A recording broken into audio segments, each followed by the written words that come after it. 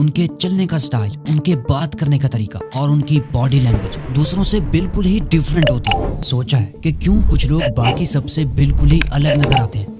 लेकिन अगर मैं आपसे ये कहूँ कि कोई भी पर्सन शुरुआत से ऐसा नहीं होता, बल्कि ऐसे लोगों को अच्छे से दूसरों की साइकोलॉजी के साथ खेलना आता है। जैसा कि उन्हें कोई ऐसा सीक्रेट पता हो जो उन्हें ज्यादा अट्रैक्टिव, चालाक और एक डेंजरस पर्सन बनाता है। कुछ ऐसा पता हो जो उन्हें हर फील्ड में दूसरों से आगे रखता है। वीडियो में हम आपके साथ साइकोलॉजी की ऐसी ही पावरफुल और माइंड ब्लोइंग ट्रिक्स शेयर करने वाले हैं, जिनका यूज करके आप भी एक मिस्टीरियस और क्लेवर पर्सन बन सकते हो। ये ट्रिक्स कोई जादू नहीं है, लेकिन इनका असर ऐसा होता है कि आपके सामने वाले शख्स की सोच और फैसले आपके कंट्रोल में आ जाते हैं। और साथ में आप ये भी पता लगा सकते हो कि कौन इन ट्रिक्स का यूज करके आपको मैनिपुलेट करना चाहता है। और लास्ट ट्रिक को तो गलती से भी मिस करने की मिस्टेक मत करना, क्योंकि लास्ट ट्रिक आपको बहुत ज्यादा पावरफुल बनाने वाली है। तो बिना कोई टाइम वेस्ट किए हम बढ़ते हैं हमारी फर्स्ट साइकोलॉजिकल ट्रिक की जानिब, और वो है मास्टरिंग साइलेंस। इमेजिन करो कि आप एक हीटेड आर्ग्यूमेंट में हो, यानी किसी से बहुत ज्यादा बहस कर रहे हो। आप दोनों एक दूसरे को गलत साबित करने में लगे हो, इमोशंस में आकर एक दूसरे को बुरा भला भी कह देते हो। लेकिन फिर अचानक से आप एकदम खामोश हो जाते हो। सामने वाले को ना कोई जवाब देते हो, ना कोई एक्सप्लेनेशन, बस प्योर साइलेंस।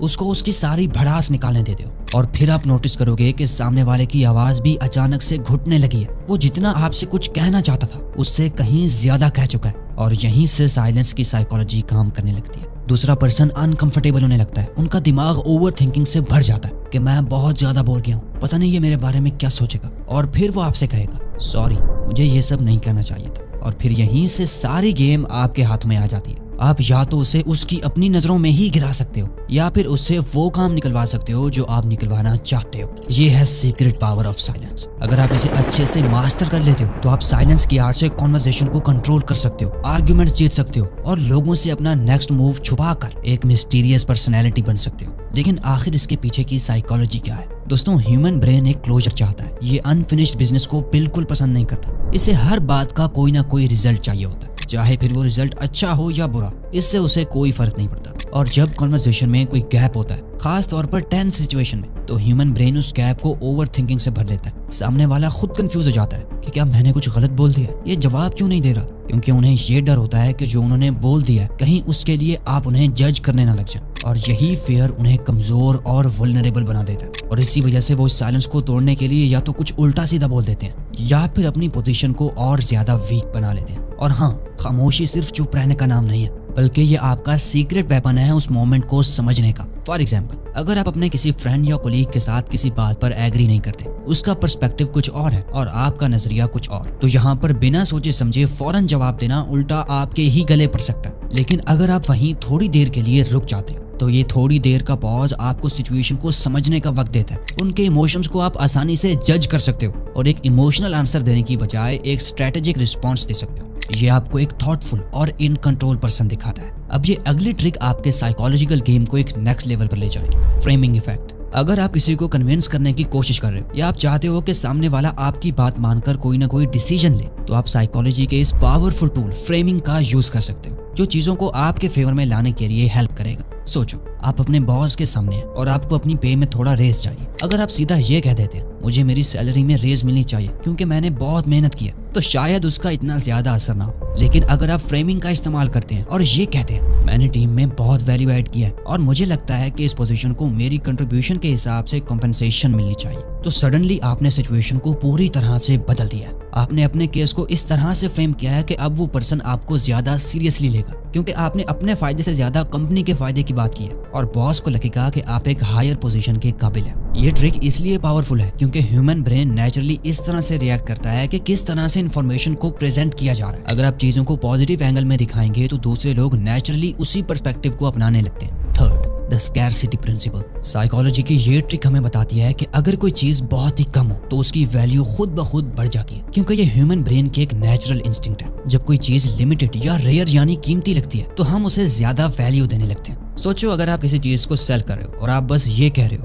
ये एक अच्छी डील है, आपको ये लेनी ही चाहिए, तो लोग उतना ज्यादा आपसे चीज लेने में इंटरेस्टेड नहीं होंगे। लेकिन अगर आप ये कह देते हैं इस प्रोडक्ट में सिर्फ 5 स्पॉट्स बाकी हैं और ये ऑफर सिर्फ 24 घंटे के लिए वैलिड है, तो लोगों के दिमाग में अर्जेंसी क्रिएट हो जाती है और वो अपना डिसीजन लेने में जल्दी करते हैं, क्योंकि उनको ये डर होता है कि अगर ये अपॉर्चुनिटी गई तो फिर वापस नहीं मिलेगी। और इस साइकोलॉजिकल प्रिंसिपल को आप सिर्फ मार्केटिंग में ही नहीं बल्कि अपनी डेली लाइफ में भी अप्लाई कर सकते हो। अगर आप अपने आप को बिजी दिखाओ कि आपका टाइम लिमिटेड है, तो लोग आपको ज्यादा वैल्यू देने लगेंगे। जब लोग समझते हैं कि उनको आपकी कंपनी या अटेंशन नहीं मिलेगी या अगर मिलेगी तो बहुत कम मिलेगी, तो वो उसके लिए ज्यादा डेस्परेट यानी तड़पने लगते हैं और इस इंतजार में होते हैं कि आप उनसे कब मिलोगे। The commitment consistency principle. कभी सोचा है कि कैसे कुछ लोग दूसरों से कितनी आसानी से काम निकलवा रहे होते हैं, ऐसा कि जैसे उनके पास दूसरों के दिमाग को कंट्रोल करने का कोई मैजिक हो। वेल, ये मैजिक नहीं है बल्कि एक साइकोलॉजिकल ट्रिक है जो आप भी सीख सकते हो। इसको आसान अल्फाज में समझते हैं। अगर आप किसी पर्सन से कोई छोटी रिक्वेस्ट करते हैं या कोई छोटा सा फेवर मांगते हैं और वो आपका वो काम कर देता है, तो वो उससे बड़ा कमिटमेंट लेने के लिए ज्यादा रेडी होता है। यानी फिर जब आप उनसे कोई बड़ा फेवर मांगोगे तो वो उससे भी 100% कंप्लीट करेगा। यानी कि पहले आपको एक छोटा फेवर मांगना है और फिर आपको आहिस्ता आहिस्ता अपने फेवर को बढ़ाते जाना है। अब सोचो अगर आप अपने किसी दोस्त या कोलीग से हेल्प के लिए कुछ स्मॉल रिक्वेस्ट करते हो और वो आपकी हेल्प कर देता है, तो जब आप उनसे कुछ और बड़ा काम करने को कहोगे वो ज्यादा रेजिस्टेंट नहीं होते, यानी मना नहीं करते, क्योंकि उन्होंने पहले आपकी रिक्वेस्ट एक्सेप्ट की होती है। ये इसलिए होता है क्योंकि उनके दिमाग में ये डर होता है कि अगर मैंने ये काम नहीं किया तो मेरे पिछले किए किराए पर भी पानी फिर जाएगा। The door in the face technique. अब ये प्रिंसिपल हमारे लास्ट प्रिंसिपल से बिल्कुल डिफरेंट है। अगर सामने वाले पर वो ट्रिक काम नहीं कर रही तो आप इस टेक्निक को ट्राई कर सकते हैं। इस टेक्निक में आप पहले किसी से बहुत बड़ा रिक्वेस्ट करते हैं जिसे वो नेचुरली रिजेक्ट कर देगा, फिर आप उनसे एक छोटी रिक्वेस्ट करते हैं जो वो इजीली एक्सेप्ट करते हैं। ये टेक्निक लोगों को ये फील करवाती है कि उन्होंने आपके रिक्वेस्ट को बहुत जेनरस तरीके से डिनाई किया और अब उनके लिए छोटा रिक्वेस्ट एक्सेप्ट करना बहुत आसान हो जाता है।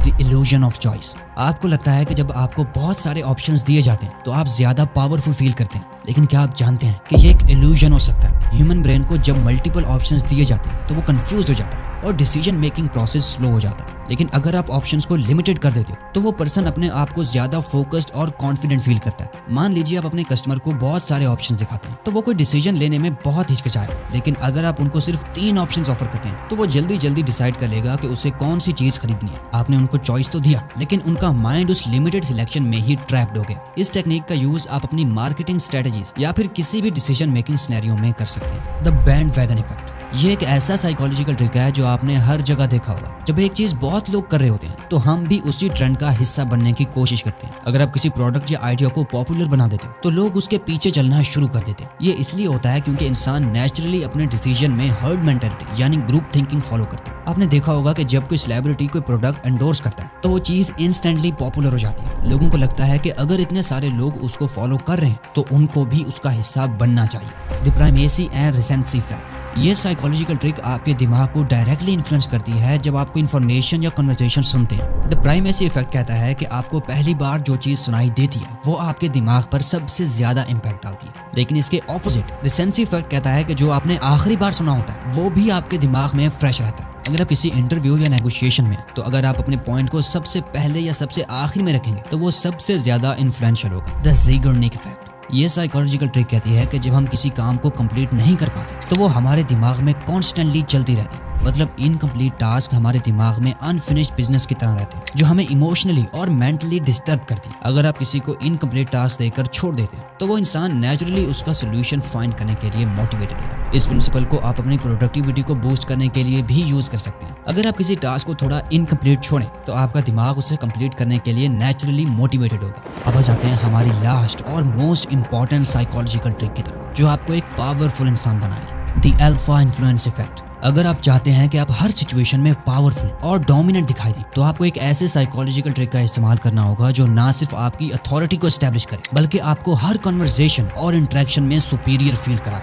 ये एक पावरफुल साइकोलॉजिकल इफेक्ट है जो किसी भी पर्सन को अपने कंट्रोल में करने और उनसे ज्यादा पावरफुल दिखने में मदद करता है, और ये इफेक्ट आपको हर टाइम अपने ओपोनेंट्स और एलाइज को इम्प्रेस करने का मौका दे सकता है। यह टेक्निक काफी ज्यादा क्लेवर और कॉम्प्लेक्स है, लेकिन अगर आप इसे सही तरीके से अप्लाई करते हैं तो आप किसी भी रूम में अपनी प्रेजेंस को डोमिनेट कर सकते हैं। आपको सिर्फ अपनी बॉडी लैंग्वेज, वर्ड्स और एक्शंस का परफेक्ट कॉम्बिनेशन यूज करना होगा जिससे लोग आपको सिर्फ एक लीडर के रूप में ही नहीं बल्कि एक अल्फा पर्सनैलिटी के रूप में देखेंगे। Let your silence speak. अगर आप अपने आप को ज्यादा पावरफुल दिखाना चाहते हो तो सबसे पहला और सबसे ज्यादा इफेक्टिव टैक्टिक जो आप यूज कर सकते हैं वो है साइलेंस। जैसा कि हमने पहले बात की थी, ये एक ऐसा टूल है जो आपको किसी भी सिचुएशन में डोमिनेट और इन कंट्रोल दिखाने में मदद करता है। आसान अल्फाज में कहूँ तो जब सब लोग बात कर रहे हो आपको सिर्फ खामोशी से उन्हें ऑब्जर्व करना है, उनकी बातों को सुनना है, और जब सारे खामोश हो जाएं उस वक्त आपको अपनी बात को सामने रखना है। इससे आपकी बात 10 गुना ज्यादा भारी लगेगी। Dominant body language. जब बात हो पावर और डोमिनेंस की तो बॉडी लैंग्वेज काफी इंपॉर्टेंट रोल प्ले करती है। अगर आप फिजिकली डोमिनेंट दिखना चाहते हैं तो आपको अपनी बॉडी लैंग्वेज को केयरफुली कंट्रोल करना होगा। आप जो भी जेस्चर यूज करते हैं या जिस तरह से अपनी बॉडी को पोजीशन करते हैं उससे डायरेक्टली आपका डोमिनेंस या वीकनेस दिखाई देती है। आपको अपने पोस्चर को स्ट्रॉन्ग और ओपन रखना होगा। इसका मतलब है कि आपको अपने शोल्डर्स को बैक रखना होगा, चेस्ट को आउट करना होगा और अपनी बॉडी को किसी भी सिचुएशन में क्लोज्ड पोजीशन में नहीं रखना। जब आप अपनी बॉडी को ओपन रखते हैं तो आप अपने आप को एक लीडर और पावरफुल पर्सनैलिटी के रूप में दिखाते हैं।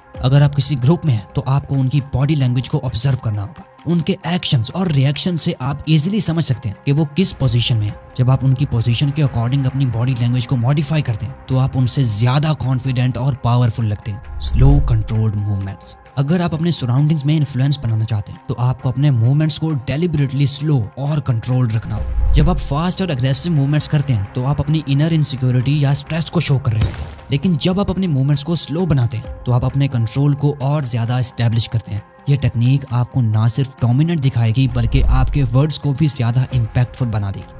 सी through their intentions. Eye contact एक ऐसी पावरफुल टूल है जो किसी भी कॉन्वर्सेशन में आपकी पावर को स्टैब्लिश करता है। जब आप किसी से बात कर रहे होते हैं तो उनसे अपनी आईज को डायरेक्ट कॉन्टैक्ट में रखें। यह सिंपल एक्शन आपके डोमिनेंस और कंट्रोल को उनके सबकॉन्शियस माइंड में डाल देता है। अगर आप किसी को अपने बारे में इंप्रेशन देना चाहते हो तो अपनी आईज का यूज करके उनके माइंड को मैनिपुलेट कर सकते हो। जब आप उनसे डायरेक्ट आई कांटेक्ट बनाते हो तो वो ऑटोमेटिकली आपको ज्यादा अथॉरिटेटिव और कॉन्फिडेंट समझने लगते हैं। Understanding their weaknesses. ये एक ऐसा स्किल है जो ज्यादातर लोग इग्नोर करते हैं, लेकिन अगर आप अपने लिसनिंग स्किल्स को शार्पन करते हैं तो आप दूसरों के माइंड को आसानी से मैनिपुलेट कर सकते हैं। जब आप किसी को जेन्युइनली सुनते हैं तो आप उनकी वीकनेसेस और डिजायर्स को समझने लगते हैं। आपके लिए एक मास्टर मैनिपुलेटर बनने का सबसे बड़ा फायदा यह है कि जब आप दूसरों की बातें ध्यान से सुनते हैं तो आप उनकी कमजोरियों को समझ लेते हैं। ये इन्फॉर्मेशन आपको उनको इन्फ्लुएंस करने में मदद करती है। The unpredictability factor. अगर आप अपने पावर को और ज्यादा इंटेंस बनाना चाहते हो तो आपको अपने एक्शंस को अनप्रेडिक्टेबल और सरप्राइजिंग रखना होगा। जब आप हमेशा अपने डिसीजंस प्रेडिक्टेबल रखते हैं तो लोग आपके इंटेंशंस को इजीली गेस कर लेते हैं, लेकिन अगर आप अपने एक्शंस में अनप्रेडिक्टेबिलिटी लाते हैं तो वो लोग हमेशा आपके साथ डील करते वक्त अनश्योर फील करते हैं। उन्हें कोई आइडिया नहीं होता कि आपका नेक्स्ट मूव क्या है। ये अनप्रेडिक्टेबिलिटी आपके एक्शन और वर्ड्स दोनों में होनी चाहिए।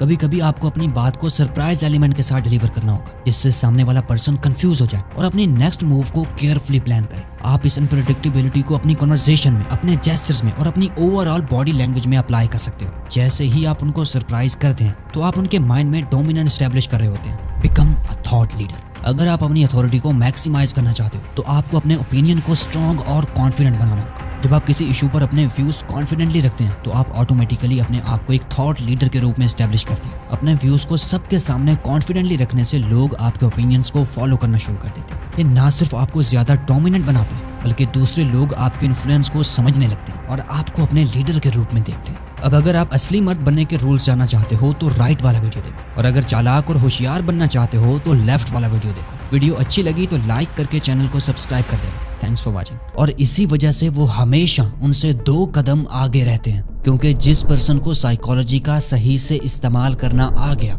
वो कहीं भी किसी भी फील्ड में मार नहीं खाएगा। और आज की